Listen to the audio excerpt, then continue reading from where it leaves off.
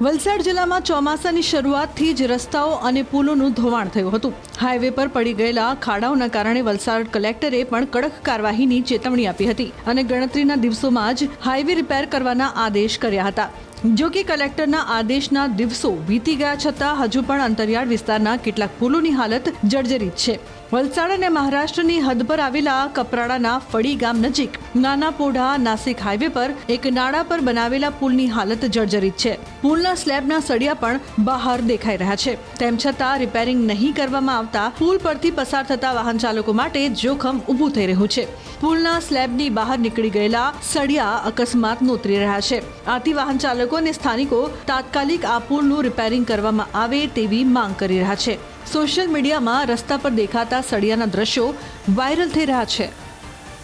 તમે જો આ દિવસે તો માણસ સળિયા જોઈને ઊભા બી રહી જશે, રાત્રે શું કરશે? લોકો કેટલા અહીંયા અમારા સામે એક બે ગાડીમાં તો ઠોકાયા છે, જેથી પંચર પડતા બચ્યો અને સળિયા સામે નીકળેલા છે। ગાડી આવે છે એના ઓપોઝિટ સામે સળિયા છે। તમે વિચારો કે આમાં માણસ છે, ઠીક છે, 4 વ્હીલર મોટા વ્હીકલ છે એ તો કવર કરી લેશે, આમાં બાઇક વાળાને તો સીધું પગમાં કે શરીરમાં ઘૂસી જશે। તો એમાં આની જવાબદારી કોણ લેશે? માર્ગ વન વ્યવહાર છે જે રોડ રસ્તા વાળા એ લોકો બી તો અહીંયા તો પસાર થતા હશે, એ લોકો જોતા नहीं गवर्नमेंट ऑफिसर, इन्हों શું કરવાનું? खाली पैसा वसूली करने के लिए जानता है, रोड बनाना नहीं जानता है लोग। ठीक है, बेचना रोड गड़बड़ हो गया, गाड़ी कितना खराब होता है, कितना उल्टा पलटी हो जाता है गाड़ी। એક ટ્રકમાંથી એ સળિયો છટકી અને અમારી કારમાં લાગ્યો, એટલે અમે જોવા ઉભા રહ્યા કે ભાઈ આ શું છે, આ કઈ જાતનું નાળું બનાવ્યું હશે। અમે તો ટેકનિકલ માણસ છે, અમે જાણીએ છીએ કે આ સળિયા લાગવાથી કેટલું નુકસાન થાય છે અને કેટલો આ ભ્રષ્ટાચાર થાય છે। તો આ લોકોએ અહીંયા આ તંત્રએ આવીને અહીંયા આ બધું જોવું જોઈએ, એને મરમ્મત કરવી જોઈએ, એને રિપેર કરવો જોઈએ, જે એને યોગ્ય લાગે તે। પણ એકવાર મુલાકાત કરીને આવીને જુઓ, અહીંયા બધી ટ્રકો એટલી ધીમી સ્પીડે જાય છે કેમ કે દરેકને ડર રહે છે પોતાના ટાયરની અંદર આ સળિયો ઘૂસી ન જાય।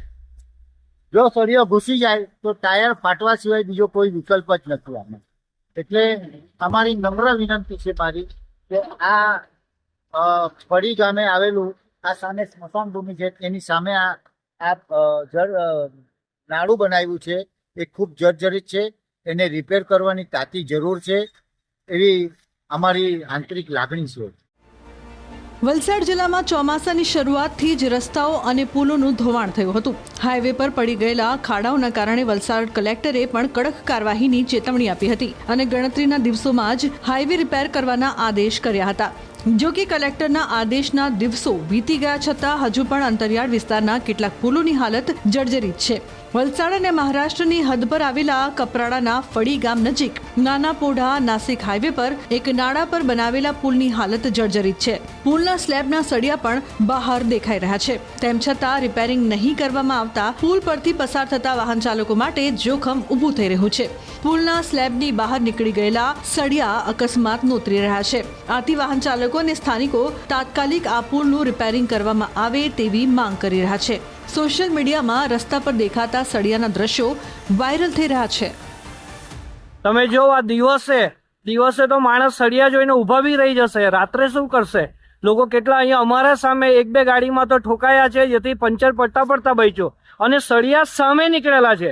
ગાડી આવે છે એના ઓપોઝિટ સામે સળિયા છે। તમે વિચારો કે આમાં માણસ છે, ઠીક છે, 4 વ્હીલર મોટા વ્હીકલ છે એ તો કવર કરી લેશે, આમાં બાઇક વાળાને તો સીધું પગમાં કે શરીરમાં ઘૂસી જશે। તો એમાં આની જવાબદારી કોણ લેશે? માર્ગ વન વ્યવહાર છે જે રોડ રસ્તા વાળા એ લોકો બી તો અહીંયા તો પસાર થતા હશે, એ લોકો જોતા नहीं गवर्नमेंट ऑफिसर, इन्हों શું કરવાનું? खाली पैसा वसूली करने के लिए जानता है, रोड बनाना नहीं जानता है लोग। ठीक है, बेचना रोड गड़बड़ हो गया, गाड़ी कितना खराब होता है, कितना उल्टा पलटी हो जाता है गाड़ी। એક ટ્રકમાંથી એ સળિયો છટકી અને અમારી કારમાં લાગ્યો, એટલે અમે જોવા ઉભા રહ્યા કે ભાઈ આ શું છે, આ કઈ જાતનું નાળું બનાવ્યું હશે। અમે તો ટેકનિકલ માણસ છે, અમે જાણીએ છીએ કે આ સળિયા લાગવાથી કેટલું નુકસાન થાય છે અને કેટલો આ ભ્રષ્ટાચાર થાય છે। તો આ લોકોએ અહીંયા આ તંત્રએ આવીને અહીંયા આ બધું જોવું જોઈએ, એને મરમ્મત કરવી જોઈએ, એને રિપેર કરવો જોઈએ, જે એને યોગ્ય લાગે તે।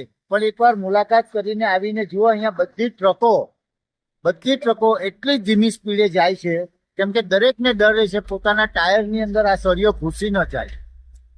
જો સળિયો ઘૂસી જાય તો ટાયર ફાટવા સિવાય બીજો કોઈ વિકલ્પ જ નથી આમાં.